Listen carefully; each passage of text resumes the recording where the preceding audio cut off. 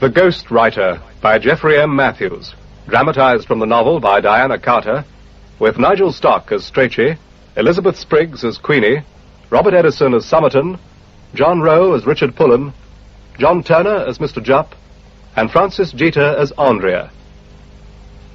The Ghost Writer. No. Come in. Richard. Hmm? Lionel Somerton's here, with a Mr. Forbes. Show them in, Val, will you? Right. If you'd like to go in. Thank you. Lionel. Sorry, Richard. Bit late. No problem. Do sit down. This is John Forbes, our new publicity director. Glad to know you, Mr. Forbes. Hi, Richard. Please, call me John. Oh, dear, young Forbes. No finesse yet. Comes from television. Television to publishing. Bit of a switch, isn't it? Not in my game. Publicity's selling, that's all. Forbes thinks books can be sold like soap powder. Apologies, Richard. Internal politics. Now, tell me what you've got. Why the sudden summons? Well, what is it? A new writer? In a way. Forget the agent's talk, Richard. Well? This arrived yesterday. A new novel from Carey Arnold. But Carey Arnold's dead. Andrea found it in the attic or something. Sent it on. Andrea? Thought she'd sold up, gone back to Nebraska or wherever she came from. No, she's still around. And that collapsing mausoleum thought she'd more sense. Who is Andrea? Andrea Arnold, wife, widow of the great Carey Arnold. Who? The boy's an infant. Carey Arnold, creator of the shining hero Xavier White, died in 1975. Well, to be strictly accurate, chucked himself off Beachy Head. Sorry I asked. Dearest possession, not one of Carey's better titles. So, you're saying this has been stuck in some attic for 7 years? No, Andrea is. Well, what do you think? Carey Arnold's last book. Yes, we might be interested at the right price. Correction, we'd be more than interested. A posthumous novel, Lionel, could be very profitable with the right publicity. Publicity? You didn't know Carey Arnold, did you? A bit before my time. Man was a creep, crawled to the media, shot his mouth off on the box. As far as Carey was concerned, any publicity was good publicity. That's how he built Xavier White into a cult figure. A spy with a sword stick. Sounds like the poor man's James Bond. You're just lucky Carey isn't around to hear that. James Bond, talk about red rags. Carey even had a poster from one of the Bond films in his study, used it as a dartboard. Then the creep went and killed himself. The verdict was misadventure. Sounds like you doubt it. No, Carey killed himself all right. But? Well, there were one or two curious facts. His sword stick. Carey's sword stick? Carey always carried one, just like Xavier. Became one of his prized possessions. Well, the police found it about 20 yards from where he jumped. And that was out of character, too. Why? Carey had a pathological fear of heights. Jumping off Beachy Head. If he'd taken an overdose or something, and he didn't leave a suicide note. It's stupid. 7 years, and somehow I still feel guilty. I don't, and I gave him the ultimatum. What kind? The usual, deliver or find another publisher. Bit tough. Carey's big problem was writing.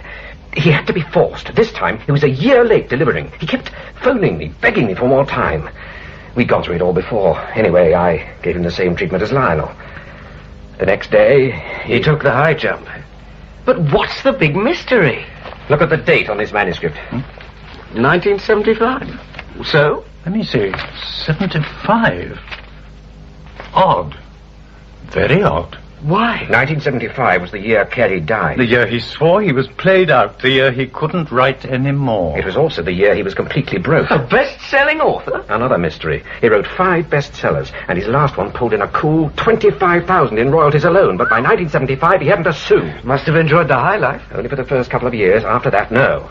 He should have had a small fortune. Yet all he left Andrea was the old rectory. How does she manage? Well, outstanding royalties, U.S. sales, a paperback deal I set up. Can't have been easy. Well, she won't have any problems now. You haven't read this yet. There is a problem? Not exactly, but it doesn't feel right. It's got all the usual ingredients. The booze, blondes, gadgets, Xavier and Grey Eminence. Grey what? Grey Eminence, Carey's pet villain. Runs through all the books. Has a running battle with Xavier White. So, what's missing? His bite. His cynicism. And this book... Well, it's a parody. But will it sell? On Carey's reputation, yes, but that's not the problem. No agents talk, Richard. Give me a little more credit. I mean, Look, Carey obviously hid this manuscript for a reason, possibly because it didn't meet his standards. Maybe he wouldn't want it published. And maybe you're ducking the real issue. What do you mean? Carey's dead, Richard. Your duty as his agent and his executor is to the living, to his widow and young son.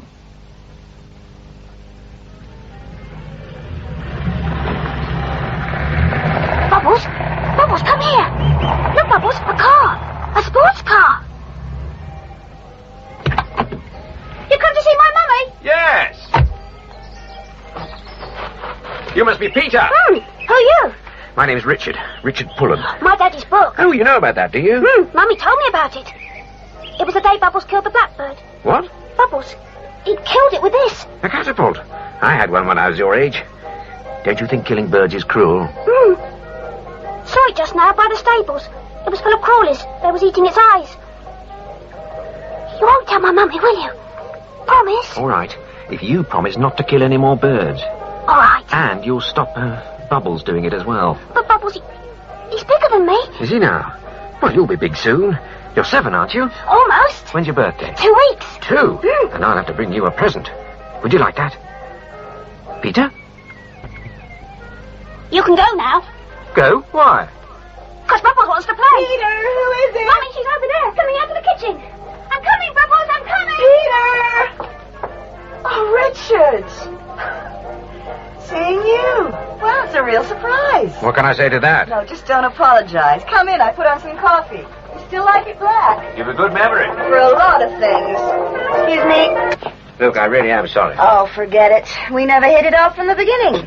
You had a right to disapprove. The great Carey marrying an air stewardess. I was wrong. And we're quits. Oh? Why? I didn't know you were more than just Carey's agent. Sorry? You're his only friend, you know. Rubbish, he had dozens. Oh, the sycophants, the freeloaders, sure, but you... It's funny, Carey always thought of you as special, kind of a father figure. Oh, thanks a lot. No, I don't mean in age, but if anything went wrong, he'd call you. Those last 2 days before he died. You knew? About the phone calls, sure. And what you told him. I'd no idea he was so desperate. Funny, both of us so close to Carey, and we both opted out, left him to it. So you're not the only one with a guilt complex. Me, I've had mine for 7 years. Pity we didn't get together sooner. Sure. Well, at least you have your wife, Susan, and your daughter. Sarah, and we divorced 5 years ago. She got custody. Sorry. So you're alone as well. You've still got Peter. Right, and that's why I want some advice. That's why I'm here. Oh, this house I've decided to sell. Oh, about time. You want me to handle it? No, there's a problem. What? Queenie. Queenie? What the hell's she got to do with it? A lot. Well, she moved in with me after Carey died. In fact, she helped me find the manuscript. You mean she knew it existed? Oh, not exactly. It was just luck she was here. I wanted the deeds of the house. Queenie reckoned they could be in the attic, in one of Carey's trunks. It was during the search that we found dearest possession. A bit of luck. What did you think of it? Oh, I don't know. Peter and Queenie, they're against me selling. Oh, it's your house. Well, Okay, so you owe Queenie something. But tell me, why did she attach herself to you? Give up 7 years of her life? because of Carey. Well? Queenie Kingdom was in love with him. Queenie and Carey, come off it. Oh, it's no joke. She believes he was a genius. Is a genius. His study, right after the funeral, she moved everything of his out there. It's like a shrine. And she thinks of this house the same way, a monument to a great writer. A selling would break her heart. Well, that's her problem. Yours is to do the best for young Peter. Incidentally, I don't think much of that friend of his. Friend? Some child called Bubbles. You've seen Bubbles? No. Repulsive name. Why? Just that... look out! Oh! Oh, the light falling like that. And it's flecks. It's almost brand new. New old things fall. Just break for no damned reason.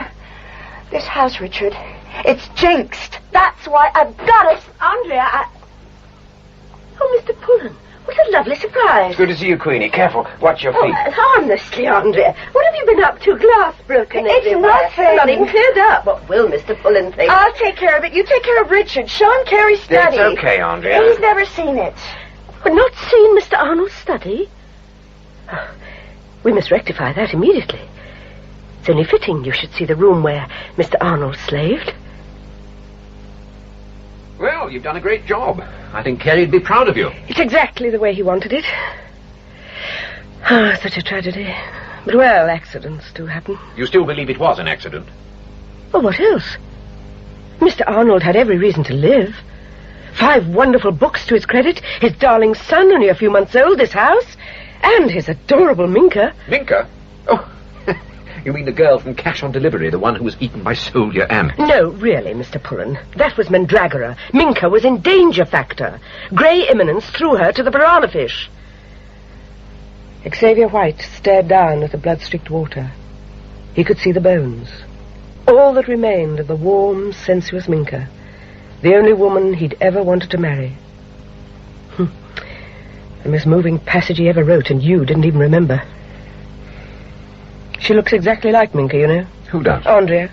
It was the only reason he married her. Oh, it must have come as quite a shock then.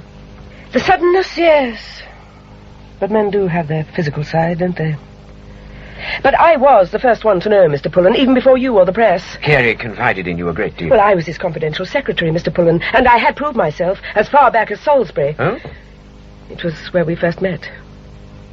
He was staying there incognito, but I recognized him. He admitted who he was, and he asked me to keep it a secret. You see, he was creating, Mr. Pullen. So I offered my services. He needed complete solitude. So I cooked, cleaned, ran errands, and then one day he asked me to read it. Hell and high water? Yes. Read it and then type, he said. When I'd done it, he went back to London. Naturally, I thought forever. Obviously not. Fate, Mr. Pullen. My mother, she was an invalid, took a turn for the worse. The doctor insisted she should be in hospital. Of course, I couldn't allow that. Especially when I knew she had just 7 days to live. How on earth did you know that? There was no doubt. A lily, that was her name, and a tombstone. They were in her cup as plain as day. Tea leaves, Mr. Pullen. I'd looked after my mother for 20 years. I couldn't let her die, surrounded by strangers. She passed over exactly as I predicted, on the 7th day. I'm sorry. Oh, a blessed relief. But I felt Mr. Arnold should know. I sent him a telegram. The next day came down in his rolls, told me I was to be his secretary. We'd 2.5 blissful years. Andrea's very sweet, but she never understood him. I thought I did. But now this new manuscript... At least it means she won't have to sell. I wouldn't count on it. But Mr. Arnold's publishers. She'll get a large advance. Maybe. They realize they have another bestseller. They're not that certain. Then you must persuade them, Mr. Pullen. No, I would, Queenie, except for one fact. Dearest Possession is so badly written, I'm not sure I want to. But that's utterly ridiculous. You should know that Mr. Arnold never produced a bad book. There's always a first time for any writer. Now, look here. Before you say anything more, Miss Kingdom, let me remind you of one thing. Andrea, as Carey's beneficiary, has sole discretion over all of his books. Correction, Mr. Pullen. All books in existence at the time of Mr. Arnold's death. So? Dearest Possession does not fall into that category. But it is Carey's book. It is also mine. Yours? We created it together. Together? When? Last summer, Mr. Pullen. In this study. Mr. Arnold and I wrote it here, together. I think we'd better ask Andrea to join us. Now, Miss Kingdom, you say it all began in here. Yes. Andrea and I had been arguing. She wanted to sell up. That's right. I came up here to think. Consider how Mr. Arnold would have resolved the problem. But I couldn't relax. Something was wrong. The room was oppressive, silent. And suddenly I realized why. This grandfather clock had stopped. So that's when you wound it. It was necessary. When you knew how I felt about it. I had no choice. Once it started ticking again, I seemed to relax. And the next thing, I was sitting in Mr. Arnold's chair, his pen in my hand. It was writing on the blotter. You mean you were? No, Mr. Pullen. The pen was. In Mr. Arnold's handwriting. He wrote 3 words. Mothball the rolls. Mothball the rolls? What the hell does that mean? Well, the words meant nothing to me either, at least not at the time. So I concentrated. Then just as the pen moved again, I heard Andrea scream from downstairs. I found her in the garden. Peter had fallen, gashed his knee rather badly. Do you remember, Andrea? Remember, I've never forgotten. It was the only time Peter ever called for his father. For Carrie, not you. Right, he was on the ground, writhing, hysterical, screaming, Daddy, Daddy. It was horrible. But we calmed him down. Then once he was tucked up in the nursery, I asked Andrea a question. You did? I asked why anybody should put mothballs in a car. You said maybe to protect the upholstery. Logical. But wrong. Oh? Moths, Mr. Pullen, do not lay eggs in leather. So? Mr. Arnold's Rolls Royce, as you well know, has leather upholstery. You've still got that monster. Oh, Carrie's will. Peter inherits it on his 18th birthday. I hope it's being looked after. Oh, very definitely, Mr. Pullen. We keep it in the stables, exactly the way he instructed. But Carrie's words. You said they didn't mean anything. I said not at the time, Mr. Pullen. But a few days later, there was a program on the wireless about the way ships, aeroplanes, were protected after the war by putting them in mothballs. That's when I realized what Mr. Arnold meant. When I realized he was still with us. Yes, but you still haven't explained dearest possession. That first message was the start, Mr. Pullen.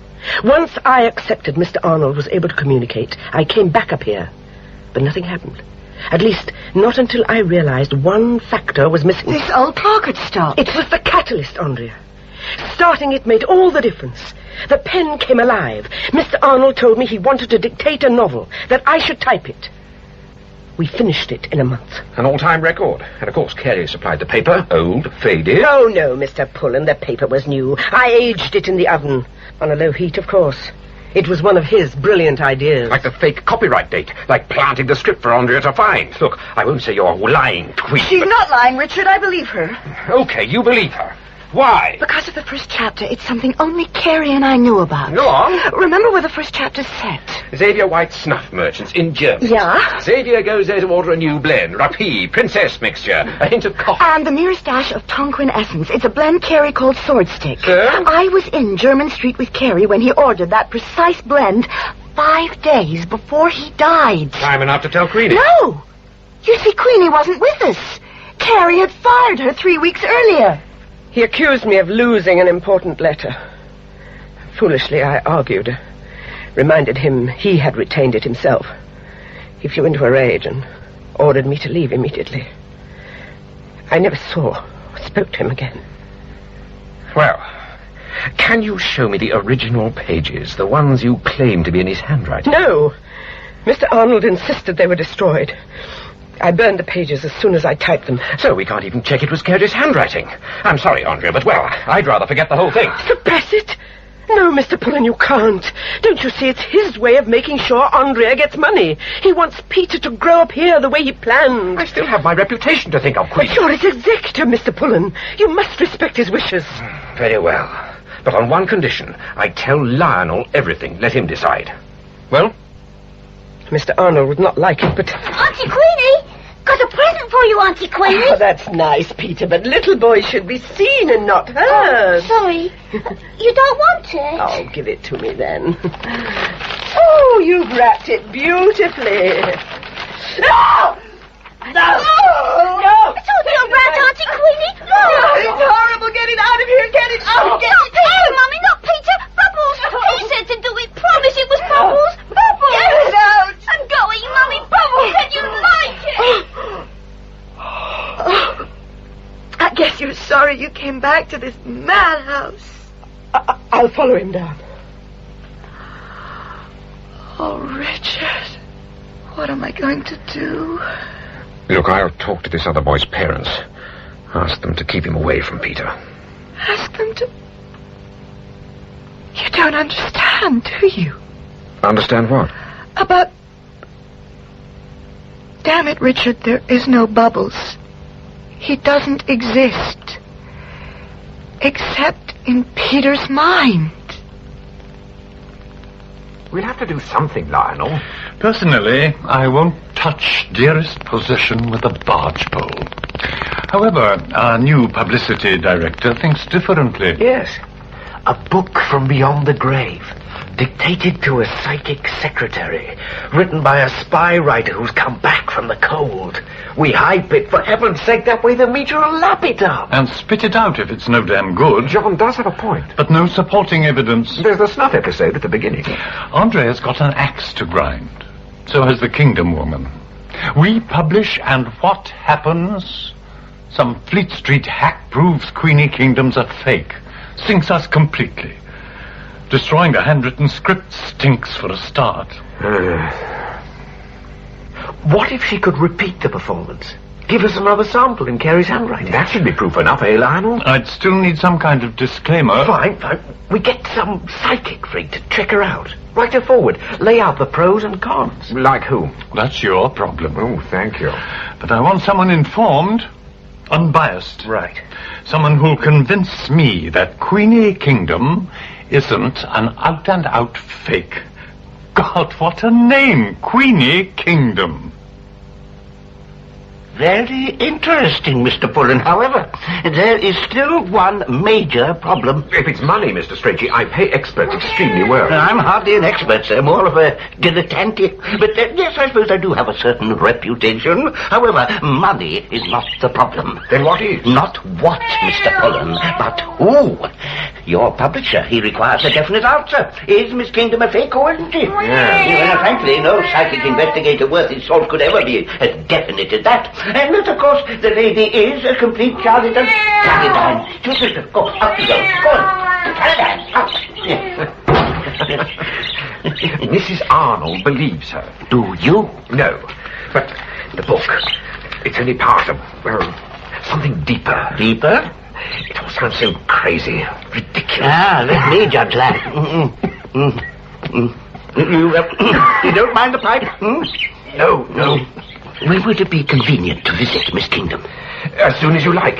She has, however, made one provision. Only one? It seems she can only contact Carey at night between 9 and 12. Not unusual, Mr. Pullen, no. Most automatists prefer working regular hours. Automatists? People with the ability to write without conscious volition. The Ouija, planchette are common examples. I see. These automatists, do they know what they're writing? Some claim not to. Others say it is similar to taking dictation. Where would Miss Kingdom fit in? Well, that, my dear Mr. Pullen, is what you're paying me to find out. Oh, Richard, that was a super meal. Thank you. So, when's this guy Strachey coming down to my place? Tomorrow night, if it's okay by you, but I wanted you to meet him here first. You're the boss. He's a bit of an oddball. Crams young idiots for university, dabbles in psychic research on the side. When he's not making wine, that is. Gave me his Chateau Celery, 69. Celery wine? Actually, it wasn't that bad when you got used to it. Strange, but... You liked him? Yes. He told me about one of his experiments. Telepathy with his wife. And doesn't she live with him? In a way, but she died 3 years ago. Oh. They made a kind of pact. She left a message in a locked box, not to be opened until she contacted him from wherever. The poor blighter's still waiting.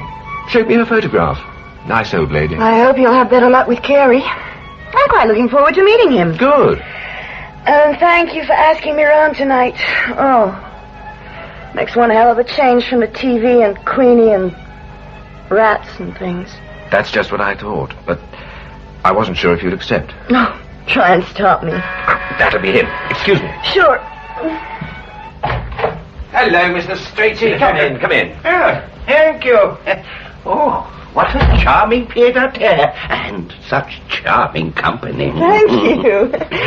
Some coffee? Oh, I never touch the stuff. Now, my dear, I want facts about your late husband.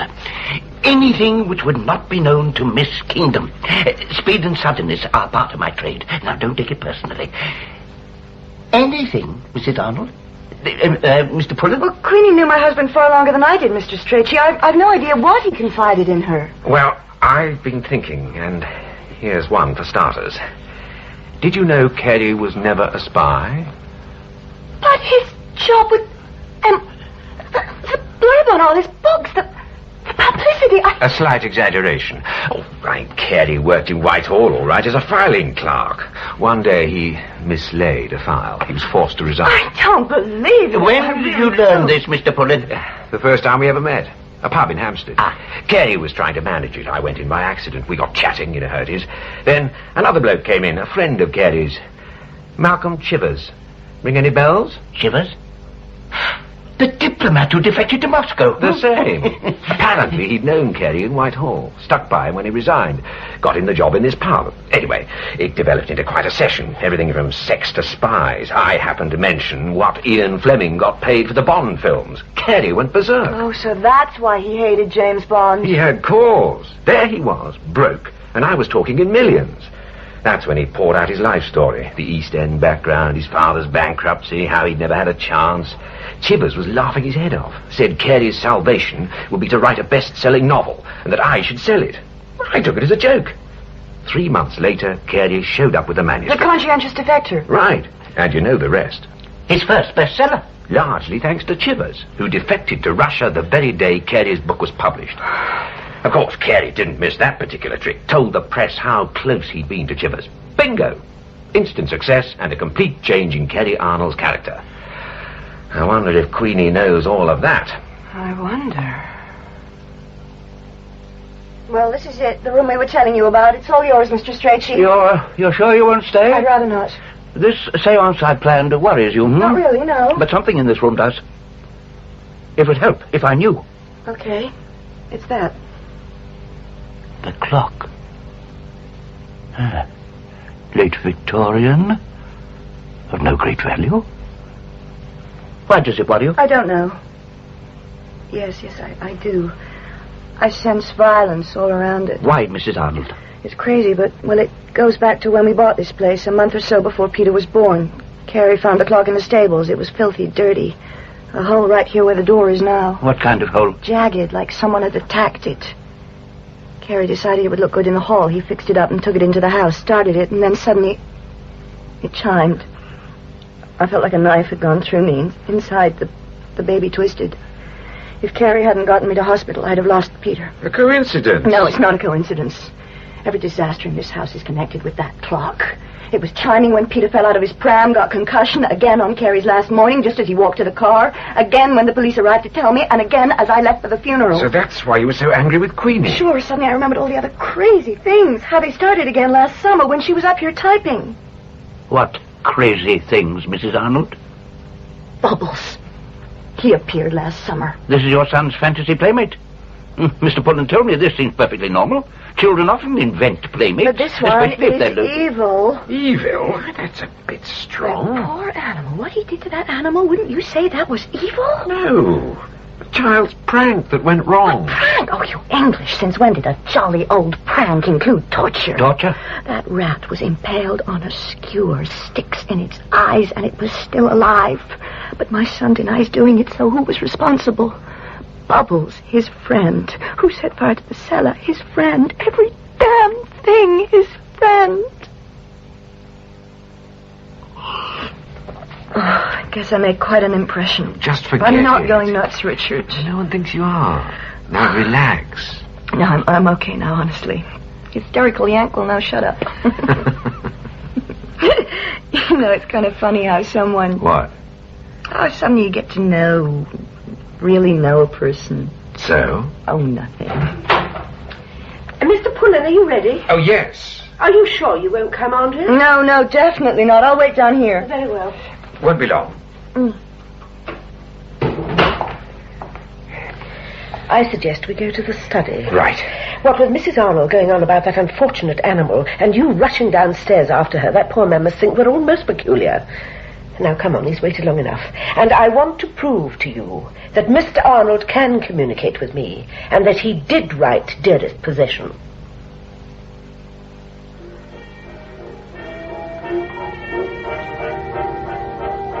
Andrea, wake up.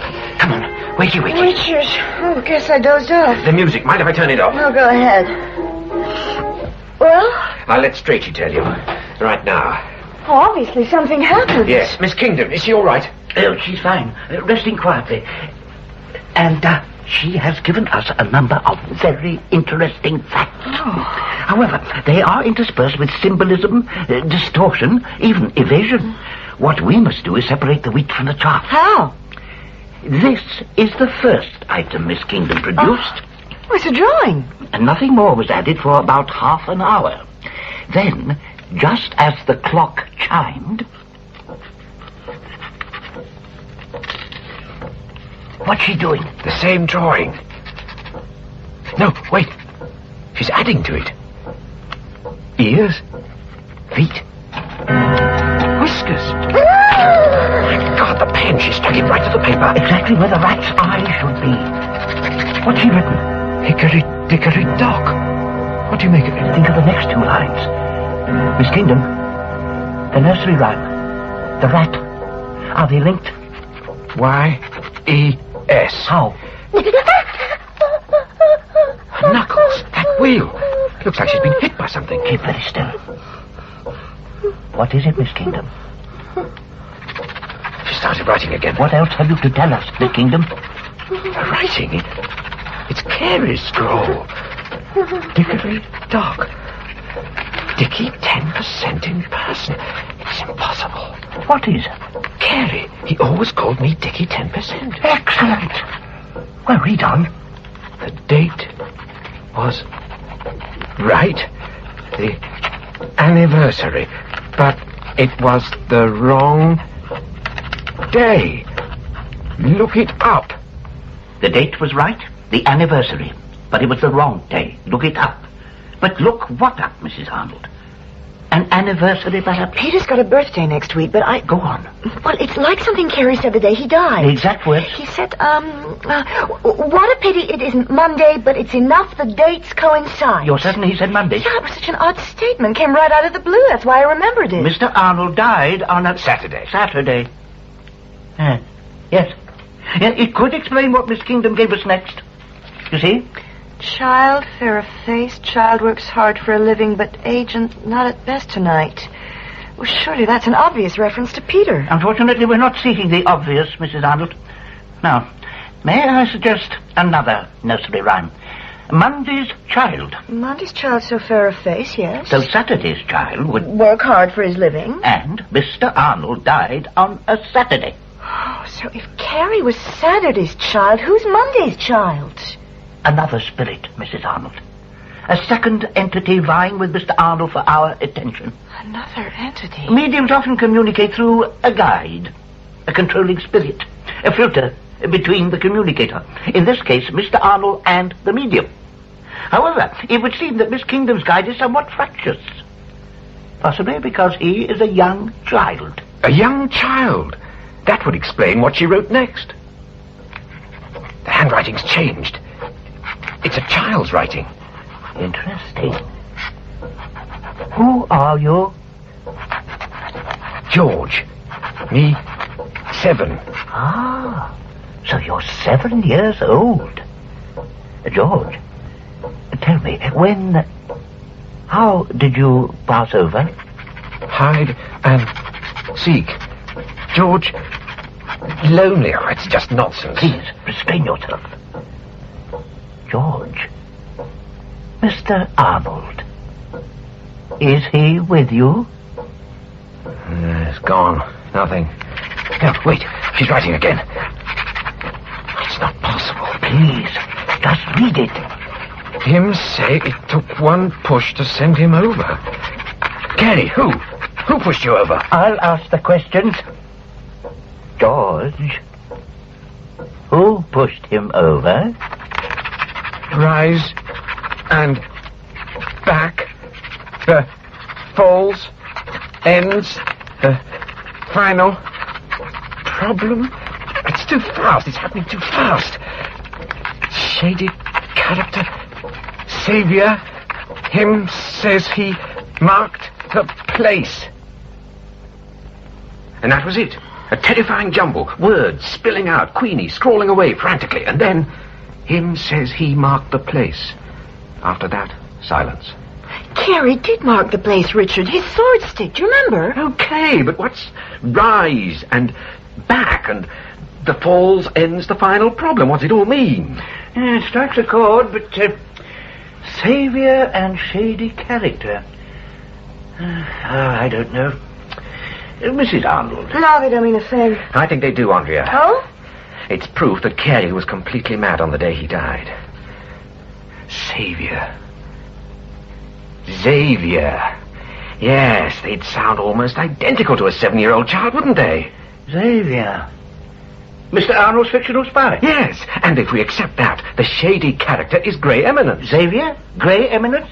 Hero and villain? But they're people in his books. They're not real. They were to Carey. Oh, it's crazy. Impossible. Why, Mrs. Arnold? Because I know who killed Carey. Who? I did. You? No, who's being ridiculous? Carey killed himself because he was mentally disturbed. Okay, but someone had to drive him over that cliff, and I did that, just as though I was there, goading him on. Why? Oh, we'd been arguing for weeks. All Carey did was whine on that he was finished as a writer. That last morning he was really depressed. Said if he couldn't write, he might as well end it. I lost my temper. Told him to go ahead. He did. And when someone's dead, how the hell can you ever say sorry? If you'll excuse me. It might be better to leave her. What a mess. All right. Now then, please continue with your rather intriguing hypothesis. Huh? That Carey was schizophrenic. You have to prove it. Okay. Look at the facts. For 40 years, Carey Arnold was a nonentity. Then fame, something he revelled in, worked bloody hard to maintain, pulled every trick to stay in the headlines. Both writer and showman. No, publicity. That's what kept Carey on top. Yes, with Dickie 10% reaping much of the benefits. Yes, but I worked damned hard for my share. Do you know how much I got for his first book? Well, rather more than my present fee. 90,000. Okay, so I took 9. Used it to expand the business. But Carey, he ran through the rest in a year. Women, clothes, parties, travelling. Yeah, he did manage to produce a second novel. Only when he was flat broke. With the tax boys burning his tail, and with me spelling out the dire consequences. No, fright drove Carey, nothing else. That's why he bedded himself in Salisbury. Of course. The momentous meeting with our Miss Kingdom. Yes. It's a funny thing, but writers always find their second novel the most difficult. I'd always thought it'd be far easier. No, they tend to go literary, reach for the thesaurus. It was the same with Carey. He said he went through hell getting the second one finished. That's why he called it Hell and High Water. But it sold. Oh, it sold, on Carey's reputation. But as a novel, his first book was stylish, tense, beautifully written. But with Hell and High Water, Carey's whole style changed. Suddenly, Xavier White became a superhero, complete with all the gadgets. The books could have been written by 2 different people. Now I believe they were. Oh? 2 years between books. Carey so changed in himself. He started to identify with Xavier, ape him in everything. The Rolls-Royce, smoke screens, secret compartments and all, the black cape, the snuff, even that stupid sword stick. Developing fetish. Which Carey carried to absurd proportions, until tonight I thought they were just for publicity. And now? I'm convinced Xavier became Carey's alter ego. You mean he believed he was Xavier? To the point that the real Carey Arnold ceased to exist. No Carey? Ergo, no writer? No writer, no novels, no fame.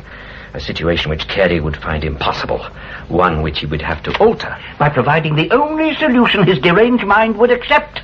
A final confrontation with Grey Eminence. Exactly. Only this time the ending would be different.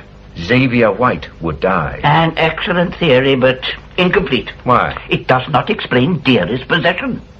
How Carey Arnold regained his ability to write, and so long after his death. Well, that's obvious. When Carey died, his alter ego, Xavier, ceased to exist. Agreed, but where is the proof that Carey survived? Or that even one line of Dearest's possession was actually written by him? But haven't we proved that she can communicate beyond the grave? Queenie gave us that. Oh, Queenie is a very gifted telepath, but whether she can relay messages from spirits, now that is quite another matter. Andrea, you okay? Fine.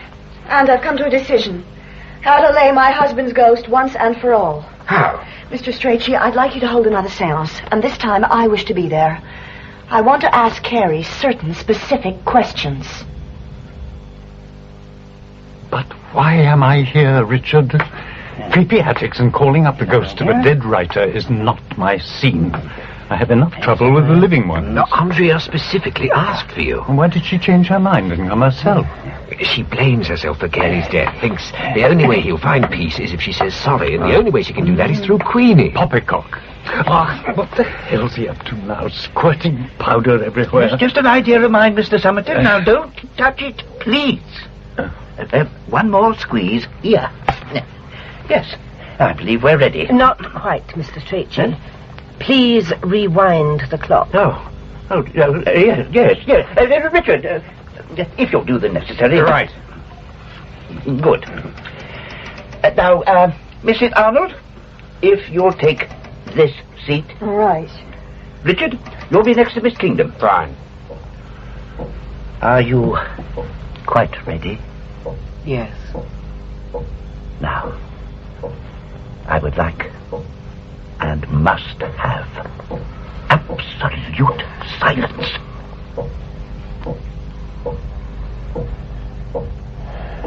What happens now, Mr. Strachey? That is up to Miss Kingdom. But whatever happens, please do not move from your seat. How long does this...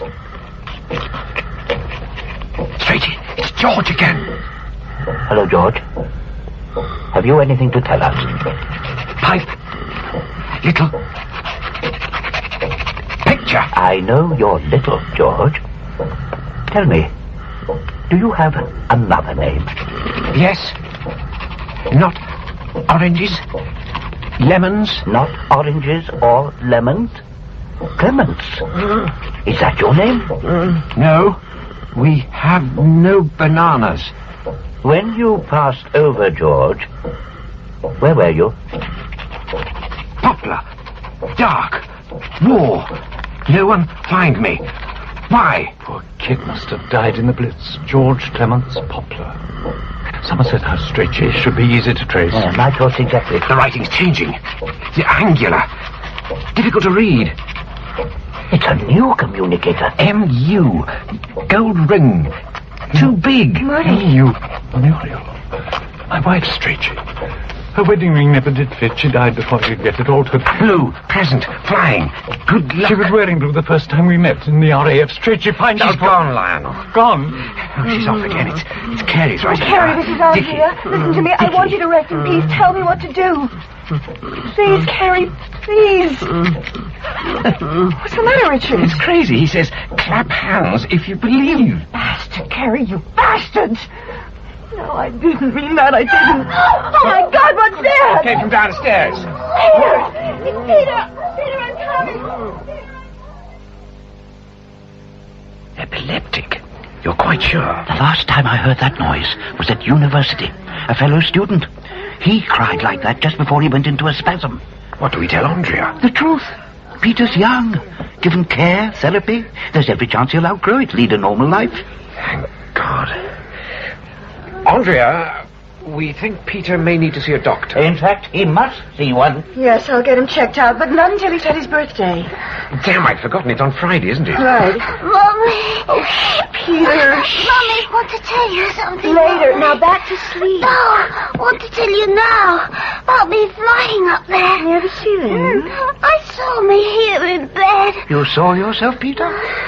From up there? Told you, and I heard people. They were laughing downstairs. That was us, darling. No, you wasn't there. Daddy was. No. Was. Saw him. He had a big moustache. He was smoking. Well, that proves you were dreaming. Your daddy never had a mustache, and he didn't smoke either. He was angry with me. So you woke up, called for me. No, you weren't there. Daddy wanted you. Pretty lady told him where you'd gone. What pretty lady, I Peter? don't know. She had a long blue dress. And what did she tell your daddy? She said Mummy was in the garden with Victor. Daddy got angry again. It sure was some dream, and no wonder. Now, come on, lie down. Look at your hands. What have you been doing? Mrs. Arnold, may I? Peter, I left a small bag in the hall. Did you touch it? No. You're quite sure? Quite sure. Cross my heart. Promise. Promise. Then I'll believe you. Tell me, what happened next? Daddy said everyone was going to play a game, even me. But I couldn't, not till I found it. Found what, Peter? My shadow. But they wouldn't listen. Said I had to play. I hid in the study. You went in the study? You're quite sure? But it wasn't late now. There was a bed. big with the curtains. Then the crocodile came. Chased me. I was frightened, Mummy. Well, you're quite safe now. Come on, snuggle down. No, you're squashing bubbles. Bubbles, damn it, Peter. I told you there is no bubbles. Please, Mrs. Arnold. Was Bubbles at the party as well? Till we had the fight. You fought with your friend. Why? The head. He said I couldn't go back in it. But I did. It was all dark. The clock was ticking. What clock? In the crocodile's tummy. It was ever so loud. Oh, Peter, you're funny. The crocodile, the boy who lost his shadow, the clock, they're all in the story Auntie Queenie told you. Peter Pan, remember? You dreamed about them, that's all. My little pet. Auntie Queenie. To die will be an awfully big adventure. Won't it, Auntie? No. It's all my fault, Andrea. But never again. He's willful, wicked, too strong. Carey's completely beyond my control. I shall never go in that study, sit at that desk again. But you must, Miss Kingdom. Never. I'll never go in there again. Lionel, you can't stay up here. You really will have to come down. I can't quite believe it. My wife. Now all this you've just told me, dying a big adventure. 7-year-old talking like that, it's unreal. Very disturbing. Not if you recall Carey's last message. Last message? Clap hands if you believe. Carey and Peter, they both quoted from Peter Pan, a children's story, yet crammed full of bizarre nightmares. Peter's nightmare. You went on a bit there, didn't you? Possibly because it wasn't a nightmare. What else could it be? I believe Peter experienced a separation. What the hell's that? A condition where someone occupies another body while his own is asleep. Then you believe Peter was actually in here during the seance? His hands would verify that. Hands? They were stained purple with the powder I dusted around the study. So you're saying he actually was in here? But why didn't we see him? For precisely the same reason he couldn't see us. He was on another plane, in a different time. Now look here, if it wasn't for that message, my wife, I'd say you... So, where do we go from here? We endeavour to unlock the key to the enigmatic George and fast. Somerset House should be straightforward enough. No, because George is anything but straightforward. He enjoys games, riddles. I sincerely hope there was a George Clements, that he did live in Poplar, and that he died in the war. Otherwise, we could be too late. For what? To prevent a terrible tragedy. What? Now, I must take all these. Now, look. Please, no more questions. And then he just upped and went? Yeah, but what sort of tragedy did he mean? Oh, I wish all this had never happened. Look, all he said was that he sensed danger. Now, with Queenie refusing to cooperate, I think he's feeling a bit lost. Well, when's he coming back? When he finds out about George. Incidentally, what did you say in the middle of the seance? Nothing. I thought you whispered something like mutter. I said, Muddy. That message about the ring, it was for me. For you? It was from my mother. You see, I always called her Muddy. It's just a nickname. But Lionel was so happy to hear from his wife, I couldn't spoil it. I suppose not. I didn't realize how much she meant to him. He quite obviously still loves her. But why are you so sure the message was for you? You remember when we first met? You tried to stop Carey marrying me. You were probably right. The great Carey Arnold marrying an air hostess. And why did you want to marry him? Oh, I was dazzled. His reputation. Marrying him got me out of flying and really hurt my father, and I wanted to do that. Why? He was a fat, drunken slob. Slept around, beat up my mother, gave her one kid after another till she... Then after she died, he acted like she was a saint. Can you believe that? So the airline was your escape? Oh, yeah. Coffee, tea, fly me, I'm Andrea. As far as Dad was concerned, I'd become a whore. He was right, too. Are you ready for more searing revelations? If you want to tell me. I think you should know. I'm listening. I want a favor first. It depends what it is. I'd like you to kiss me. please? No. Properly, not just a friendly peck.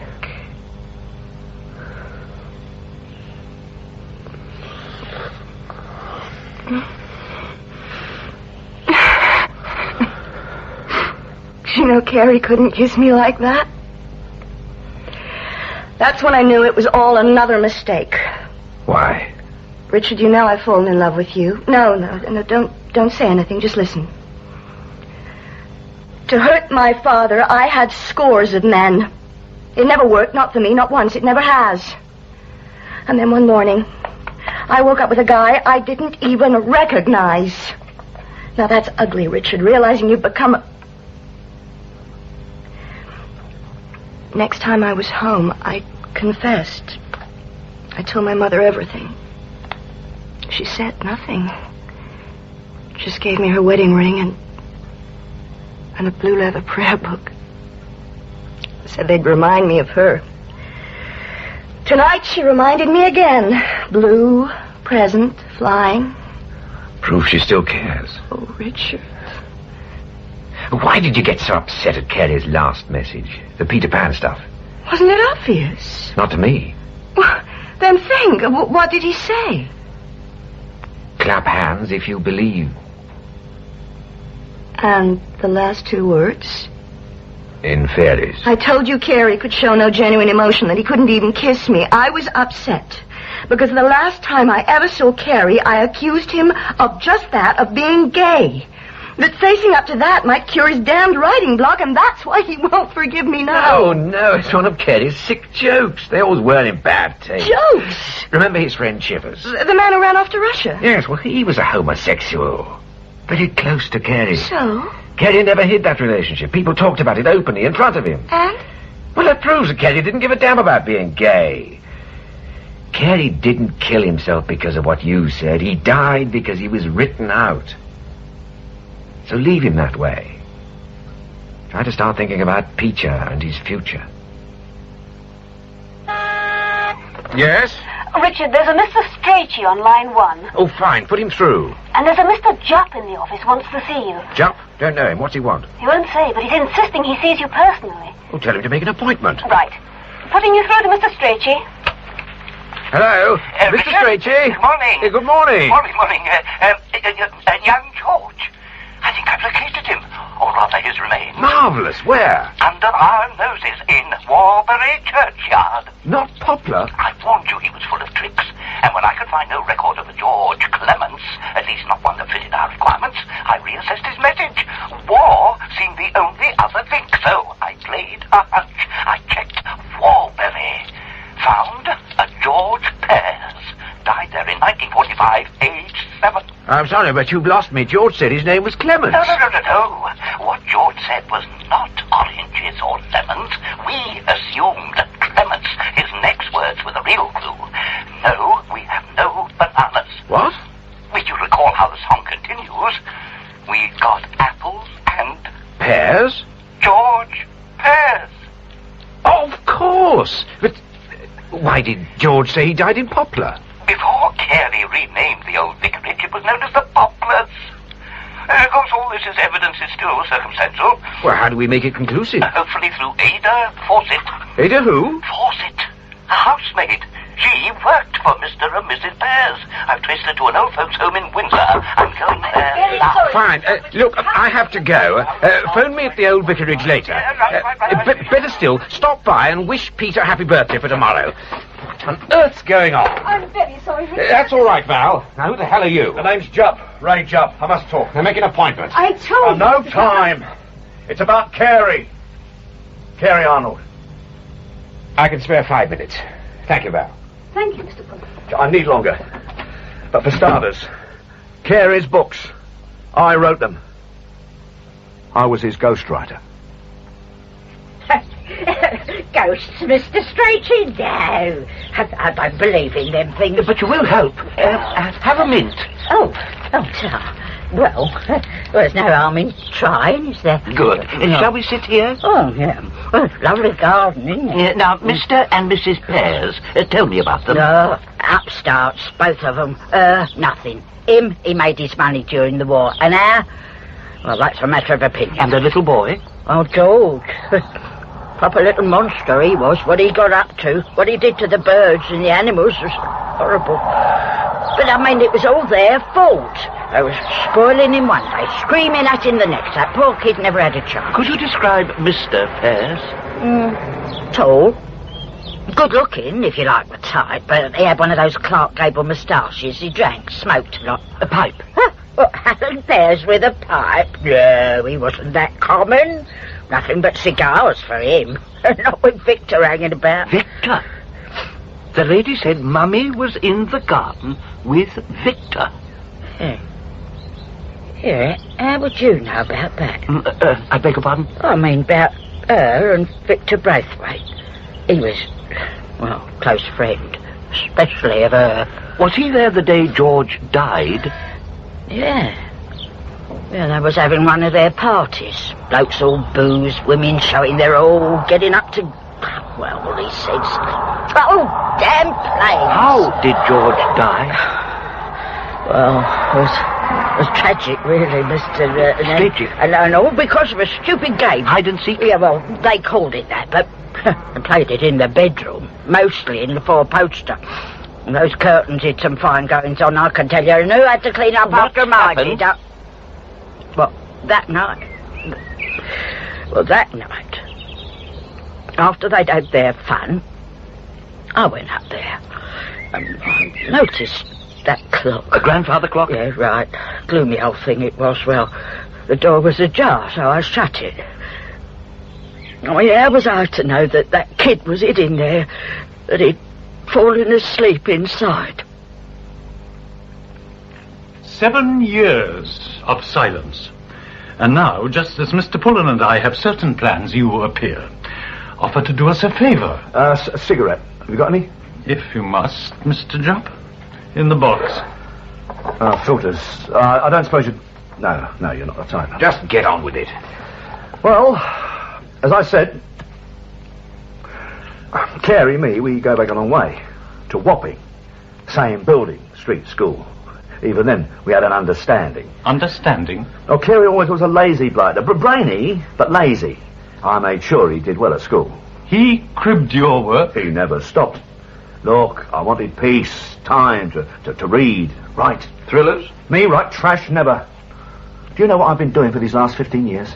Working, researching a masterpiece. Really? They will laugh away, but my book will upturn history. Tell the truth about Gilles de Rais, the greatest Frenchman ever. You're writing about Bluebeard? Now, don't call him that. A 17th century hack, the author of Mother Goose. De Rais was a great man. A great man? When he dabbled in witchcraft, tortured, killed hundreds of men, women, children, and was hanged for his crime? That was a miscarriage of justice, and I've got the evidence to prove it. Yes, well, I'm sure historians will welcome your revelations. But could we return post-haste to Carey Arnold? Yeah. Well, remember his first book, the one about that puffy white old chap? Well, when it came out, I wrote to Carey, told him about my work, asked him if he'd help, find me a decent publisher. But the bastard didn't even reply. Please, Mr. Jupp, on the phone, Mr. Pullen said you had inferred that you had written all Carey Arnold's books. Can you substantiate that extravagant claim? It's a slip of the tongue. All but that one, the first one, the conscientious defector. So Carey actually did write one book? Oh, no, somebody else did that. Someone... Who? Well, he never said.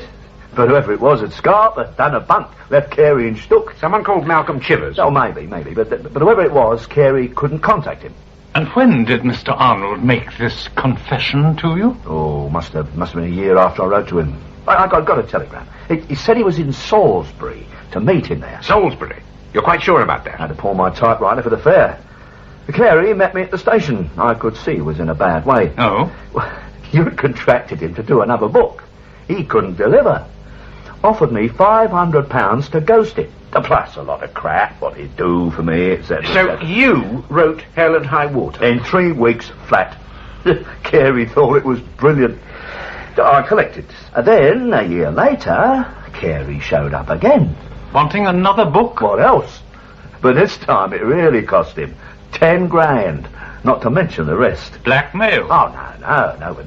But there he was, tarted up just like his bloody hero, Xavier White, with a sword stick in a rose, just like the one I dreamed up. It was a diabolical liberty. So I dreamed up a few more gimmicks, kept adding them on. Carey was besotted. He kept lapping them up, coming back for more. You wrote the next 4 books? Word for word. And the biggest laugh was when he said he'd got married. What was so amusing? Well, the bird, she was just like Minka, the raving nympho I dreamed up for Xavier. Yes, I often wondered about that. Well, whatever she was, it was wasted on Carey. Oh? Why? He couldn't do it, could he? All talk. Deep down, he was as bent as a 9-bob note. And he knew it. Poor little thing was dead. Suffocated. But why did no one miss him? Oh, well, there was the fight, you see. Mr. Pears, well, he caught his wife in the summer house with Vic. How did Mr. Pears find that out? Oh, from a Mrs. Ellis. She'd had her eye on Mr. Pears, wanted to cause trouble. A silly question, perhaps, but do you recall what this woman was wearing? Oh, I don't know. But it would have been a light, frilly summer frock. You know, most times she wore blue. Blue? Pretty lady in blue. Yes. But what I don't understand is, what has all this to do with finding George? Well, you see, Mrs. Pears was upset, so she ran into the house, and that's when she discovered George wasn't in his bed. And they turned the house upside down. Nothing. And I remembered that clock. But the door had stuck, and Mr. Pears had to break it open. Oh, dreadful. Dreadful. One final question, Miss Fawcett. The name Bubbles, does it mean anything to you? It should. It's what they called George. You're quite sure? Oh, no one ever called him anything else, Mr. Why? Well, what with their name being Pears and George, his golden curls, I mean, he was the spitting image of Bubbles. Huh? The kid in the soap advert. So that's what he was telling us. Little boy with a clay pipe, blowing bubbles. The painting by Millet. It was in all the papers. But it's funny, though. Are you coming here today of all days? Why? Well, it's his anniversary, isn't it? I mean, I never forget it. How could I? George died exactly 37 years ago today. The night before his 7th birthday. My God. Really? Look, why keep going on about dates? What's so important about 1975? It's important to us. Mr. Jupp, when exactly did Carey Arnold turn up? Summer 1975. Thank you. Suddenly, there he is, whining, pleading for another book. Which you wrote? Sure. What choice did I have? Especially when he said this time it was 20 grand. A hell of a lot for one book. Oh, come off it. When he got 10 times that much. This time I wanted my whack. I said 10,000 advance, the rest on delivery. He tried to make it $1 grand in advance. I told him what he could do. Finally, he agreed. When did you deliver the manuscript? A couple of months later. And then his bloody majesty didn't like it. He refused to hand over the balance. And when I tried to grab it off him, do you know what he did? He smashed me over the head with a poker. Yeah. Look, see, look, the scar, still there. I came to he'd gone. Not that I cared. But you know what else he'd done? That bastard had wrecked my flat.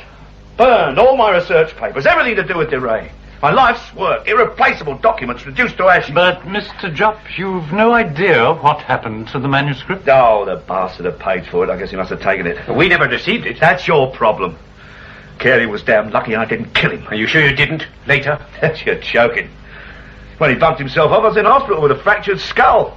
First I knew about it was in the papers. Can't say I felt any overwhelming sense of grief. So, when did you first hear about Dearest Possession? What the hell is that? The title means nothing to you? No. Then what exactly do you want from us? Money. How much? Enough to see me through, enough to finish my DeRay book. How much? But you know what this spy stuff's worth. Give me the going rate. I can deliver in a couple of months. Deliver? You mean you want to ghost another Carey Arnold novel now? What else? Look, I can write you another brand new Xavier White story. Well, you can sell it how you like. And you've really never heard of Dearest Possession? Certainly not. daft bloody title. Well, I'll be damned. You know, Richard, I think we ought to take Mr. Jupp for a ride. Here, hang on. Relax. Only to the country. To meet someone. Let her hear your story. He's a liar, a wicked, evil liar. Mr. Arnold wrote Dearest Possession, guided my hand. That's a laugh. Guided your hand. He couldn't even guide his own when he was alive, let alone now. Sorry, but this old biddy's taken you all for a ride. Andrea, you believe me. Mr. Arnold, he did come to me, guide me. May lightning strike me if I lie. Save the mystic crap, darling. I've nicked you, so give up. Come clean. I'll do that all right. Never fear. You say you wrote Mr. Arnold's novels. He only ever had one ghostwriter, love, me. Then provide us with proof. A page of manuscript, anything. Never kept him, wasn't any point. How very convenient. He's lying, Mr. Somerton, you can see. Letters? Carrie must have written to him. Never. He just showed up, said what he wanted to scarper. It's all lies, fabrication, Mr. Pullen. Just get rid of him. Oh, yes, that'd suit you, wouldn't it? We appear to have reached an impasse. Well, Richard? You reckon Dearest Possession is your work? Apart from that title. Mr. Arnold, the title isn't important. What is that no one outside this room knows the plot of Dearest Possession. So, if you wrote it, you should be able to give us a full breakdown of the story, now, in front of witnesses. Now? Well, look, I'm knackered, mate. Oh. I haven't slept for 36 hours. No cigarettes even. Help yourself, Mr. Jupp. Oh, thanks. Mr. Jupp, all this stuff about you and Carrie, it's crazy, but I kind of believe you. Oh, I'm sorry, Queenie. Now, look, Mr. Jupp, I don't want to cheat you out of anything, but I have a child to support. Look, Mrs. Arnold, when I came here, I knew nothing about this Dearest Possession. I needed cash. I was ready to work for it. All I want is what's due, what Carrie owed me. Fortunately, there's much more at stake, Mr. Jupp. Oh, how? Well, this new book could take off. Richard says there could be a lot of money involved. Reprints of the other books, a TV series, maybe even a film. So if you really did write Carrie's books, I'd have to... You'd have to give me a share. Oh, what a mess. Well, all right, I'll try and remember the gist of the plot. But you've got to make allowances. Not just for the old fractured skull. Thunderstorms make me nervous, scare me silly. It began in London. Oh, Mr. Arnold's books began in London. Honestly, Mr. Pullen, he'll make up any old story to convince you. No. We want the exact plot, the characters, and where each chapter is set. Well? Well, London. Yeah. Yeah, it was Jermyn Street. Saviour's snuff merchant. He orders a new formula. And then he goes and he orders a special blend. But it is the basic plot, Richard. Basic is the word, Andrea. But the errors, major errors. Not knowing the heroine's name, what Grey Eminence did to her, not even remembering the end. Mr. Jupp is exhausted. Maybe, but the denouement of Dearest Possession contains some very striking elements, ones which the real author could hardly forget. Look, he's ill. Obviously, nothing will convince you, Andrea. Very well, I have no choice. I'm going upstairs to pick up... Oh, Queenie! Say, Queenie, calm down. Now, don't get your knickers in a twist. Look, so it's not quite right. I can't remember it all. But I've been thinking. There's only one real way to prove my story. Lock me up somewhere. Let me write you a new Saviour White story. What? Got a couple of chapters should convince you. Not a bad idea. Right. But I want it settled once and for all, so there is a condition. There would be. I want Gypsy Rose Lee and her psychic Pennier to do the same. That's ridiculous. I've proved myself already with Mr. Arnold's guidance. His book is the evidence. Not really, Queenie. No one has ever actually seen any original pages in Carrie's handwriting. But the seance, Mr. Pullen, you saw his handwriting then. I saw the odd disjointed sentence, Queenie. We only have your word that Carrie is able to transmit a complete novel. I think we should take Mr. Jupp's advice. You should both try to write a Carrie Arnold story. Oh, go on, love. Give him a call. See if he's up to it. Peter? I'm frightened for him. Don't you see, Andrea? Tomorrow is his 7th birthday, and Mr. Strachey said there could be a tragedy now if anything happened to him. But we don't know he meant Peter. No, I'll go to him. Not let him out of my sight. It's your last chance, Miss Kingdom. Very well. But first I must go to the study. Ask Mr. Arnold what he wants me to do. Richard, what on earth's that? Peter's birthday present. I had to wait till you put him to bed. But what are you doing down here? Oh, he wants a drink. Well, will you go for that? How much? Only the best, and it's a surprise. No telling him, and I've got one for you as well. A bike? No. How'd you like to get married? A nutcase sacked out on the sofa, Queenie acting her head off. Sure was a great time to get a proposal. Sorry. Where's Queenie now? Oh, wrapping Peter's present like nothing had happened. But her face when she came down from the study, that was weird. Weird? Cold, hard, and then insisting her test has to be tonight. It's crazy after she said she'd never go in there again. Maybe she wants to get it over with. You still haven't answered me. Getting married? Sure. And as soon as you like. Really? Oh, darling. Down. Hello, the old rectory. Hello? Hello. Paul Strachey here. Oh, hi, it's Mr. Strachey. Oh, where is he? My motorbike, Mrs. Arnold, it's broken down. Where? Richard will come and get you. Hello, that's you, Laura. No. Hello. Oh. Across line, damn. Sorry. It's important. Peter, is he all right? Fine. Why, Mr. Strachey? It's to do with What? the key. I can't hear you. Lonely. Needs company. Who wants company? I didn't get that. He's very faint. The line's breaking up. I can hardly hear him. As soon as I can, but watch out. Watch out for what? Oh, damn. What did he want? He wanted me to watch out. Oh, phone him back. He was in a coal box. I'm frightened, Richard. It's almost 9. Time for the test. Tomorrow, Queenie. Wait until tomorrow. Putting it off won't help. The day and the time are right. Exactly right. Mr. Arnold said so. And there's no way I can argue, is there? Come on, then. Let's get on with it. Andrea, you must go and watch over Peter. Don't leave him again. Right. See you soon, darling.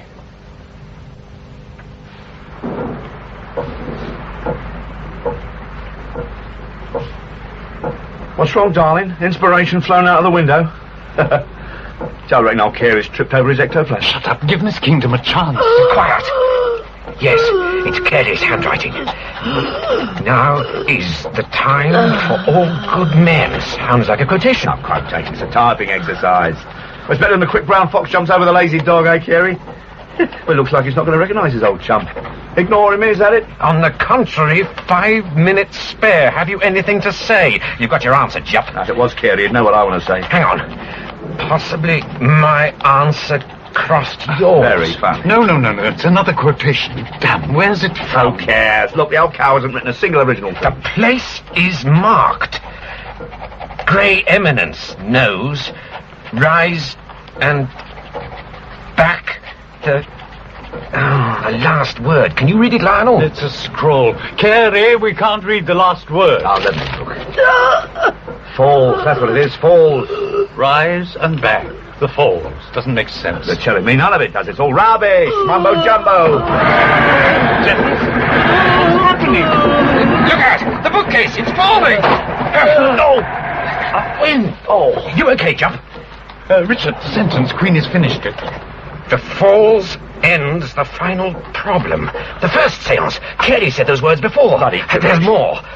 Grey eminence, cash problem, wanted to get shot of me. She's Stay where you making it up. are, I'm leaving. Lionel. That book. No, the one that hit Jupp. What is it?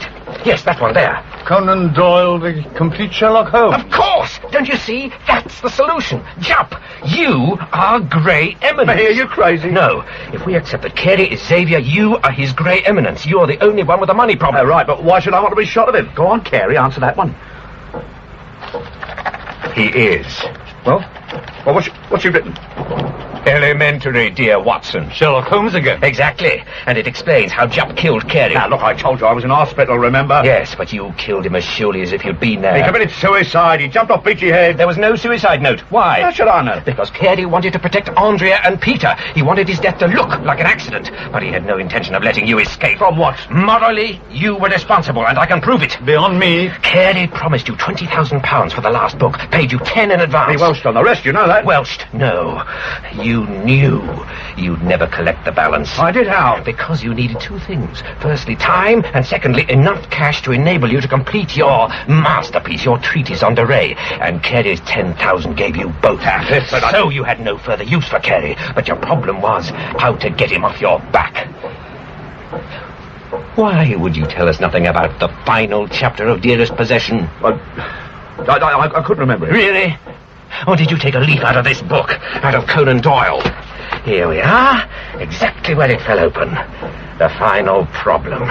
I'd forgotten how Carey revered Conan Doyle. Tonight he's shown us what he tried to imply earlier. Carey can't imply anything. He's dead, gone. Dead, yes, gone, I don't know. But I do know how Conan Doyle got rid of Sherlock Holmes. Good gracious, rise and fall. Holmes fell over The Rise and Back Falls, yes, where Holmes had his final confrontation with his arch-rival Moriarty. A confrontation that ended with his death. I'm wrong. Holmes only pretended to die. But how did the public discover that? Conan Doyle wrote another story. 3 years later, and only because his readers were screaming for it. But you didn't allow Carey even that loophole. You're guessing. No, it's been staring us in the face. Remember what you told us about Carey's last visit? The way he grovelled, begged you to write another novel? And I gave it to him. Yes, but you were determined it would be the last. And there was only one way of ensuring that. You had to kill off Xavier White in your final chapter. Well, I was on to know he'd taken so long. Oh, come off it. When you knew that by 1975 Carey identified completely with Xavier White, saw how eager he was to adopt every gimmick your malicious little mind dreamed up, even to marrying a girl who conformed exactly to your description of Minka. Well, No, Jupp. You knew exactly what you were doing, and you revelled in it. And why shouldn't I? I did all the bloody graft. I was the real author. Carey could write a line to save His life? Or even Xavier's? I'm right, aren't I? If you mean did I kill off Xavier, yes, and I enjoyed doing it. What happened? Grey Eminence shot him through the head at point-blank range. At point-blank range, thereby making damn sure no one could ever bring Xavier back to life. Even Conan Doyle didn't go that far, but you gave Carey no way out, no hope of escape. They could have changed the ending, rewritten the last chapter, even the last few words.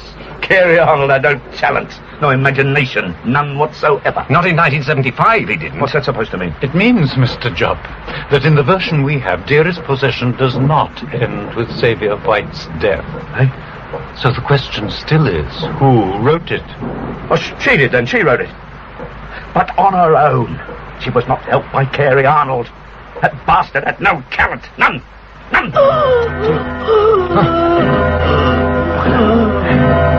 Look at her face. You fool, Jupp! You fool! Carey. That's Carey's voice. The manuscript. Only that was burned. Only that.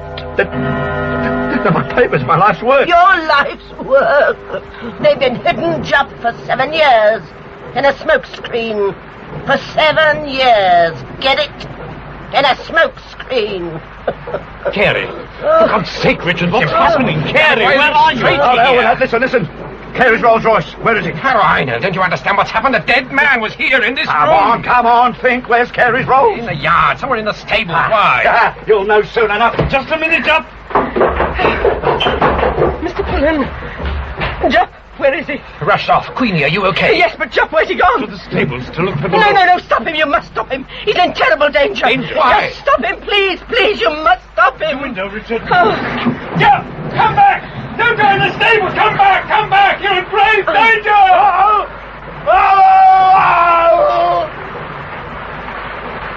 Whatever's happened? What the hell was that? Jupp. An accident. Miss Kingdom. Andrea, please phone for an ambulance. Right. Richard, The ambulance man will have to send for lifting tackle. Poor wretch can't have known much about it. But why did he go in there, Mr. Pullen? I warned him. Why? He wanted these. What are they? His Durée papers, the one Jupp thought Carey had burnt. But how did he know they were there? Carey told him. Carey? When? Just now. You won't believe this, but Carey actually appeared, spoke in the study 10 minutes ago, spoke to us through Queenie here. Told us where the papers were hidden.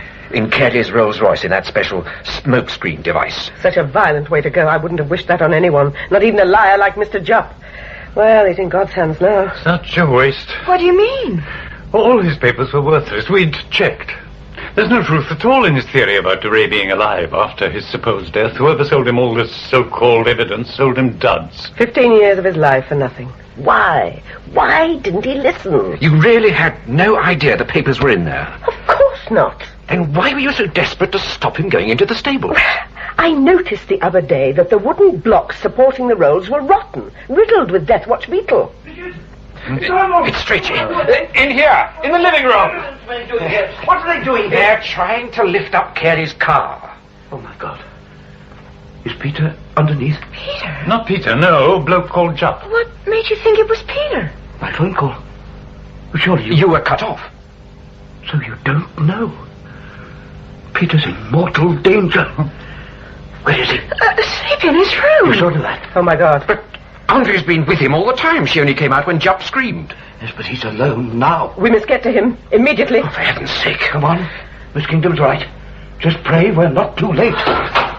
He's been planning it for a long time. Well, he finally got him. I bet Carey's his head up. Please! This has nothing to do with Carey. This is George. Bubbles. Bubbles is lonely and he wants Peter with him permanently. I did warn you. Please, Miss Kingdom. We must just find Peter. He's not in here. Oh, God, Richard, where is he? What's happened to him? Peter! He's not in the bathroom. Oh, here. Try and clean his room. Oh, Richard! It'll be all right. No sign. God, I'm a fool. It's obvious. The attic. Carey's study.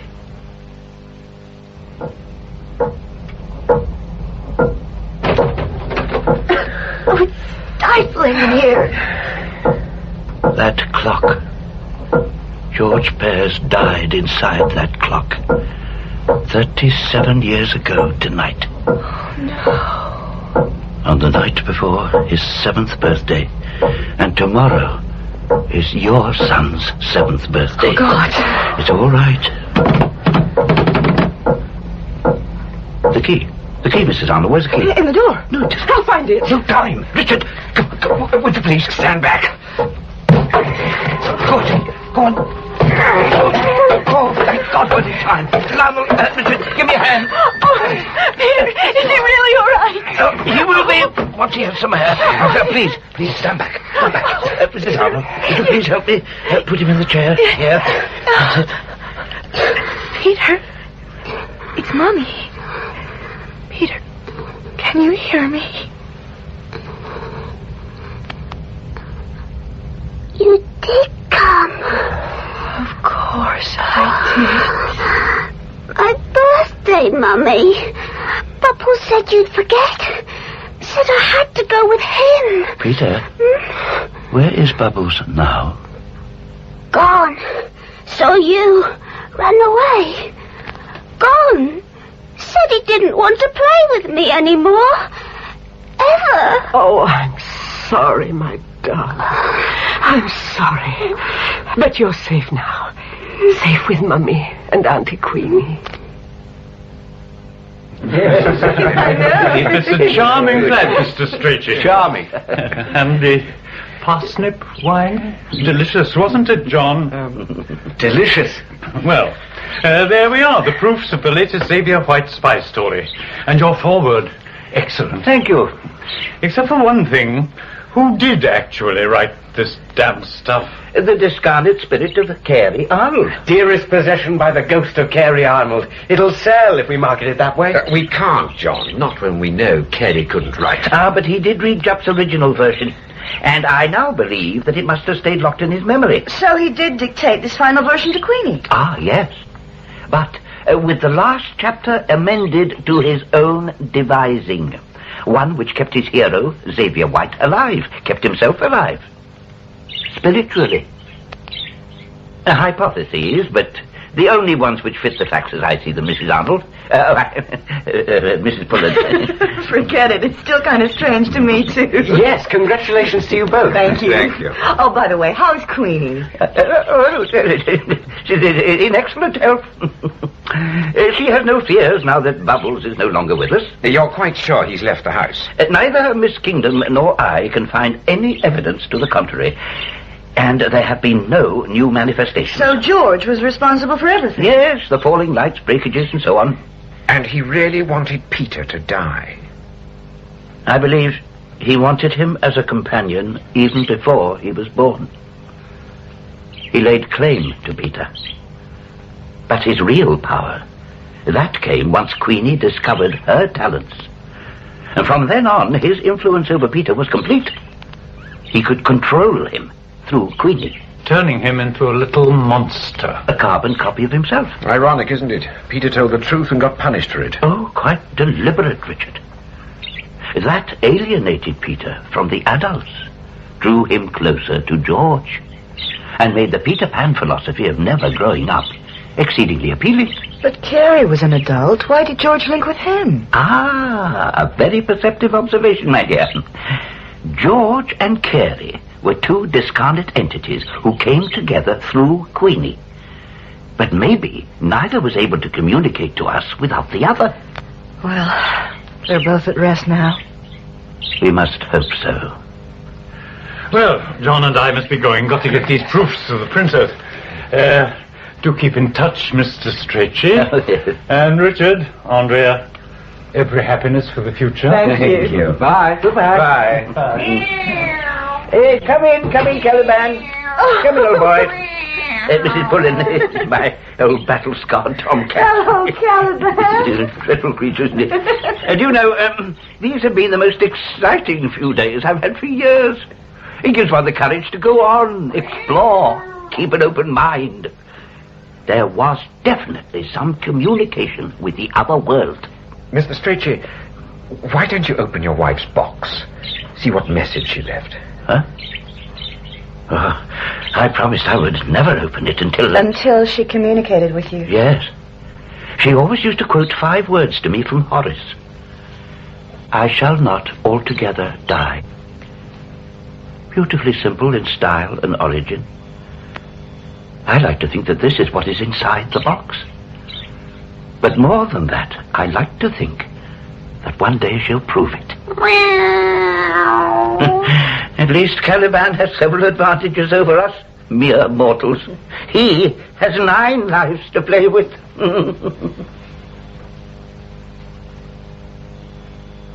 In The Ghostwriter by Geoffrey M. Matthews, dramatised from the novel by Diana Carter, Richard was played by John Rowe, Strachey, Nigel Stock, Queenie, Elizabeth Spriggs, Andrea, Francis Jeater, Lionel, Robert Eddison, Mr. Jupp, John Turner, John Forbes, Simon Hewitt, Peter, Jill Lidstone, Ada, Katherine Parr. The play was directed by Martin Jenkins.